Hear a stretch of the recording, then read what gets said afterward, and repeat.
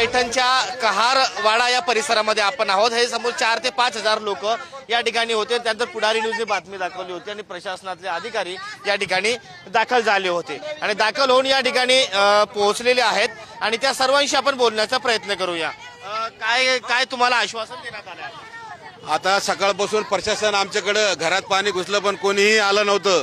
आता कुठंतरी पुढारी न्यूज चॅनलनी आल्यानंतर संपर्क साधलं पालकमंत्री महोदय सोबत, आमदार साहेबांसोबत, तेव्हा कुठंतरी प्रशासन आता आमच्याकडे आलंय आणि तुमची व्यवस्था आम्ही करतोय म्हणून तुम्ही स्थलांतर व्हा म्हणून आम्हाला आता त्यांनी सांगितलेलं आहे। आम्ही सर्वजण पुढारी न्यूज चॅनलचा आभार मानतो आणि आमचं स्थलांतर आम्ही आता करायला आम्ही चाललो आता प्रशासन आल्यामुळं।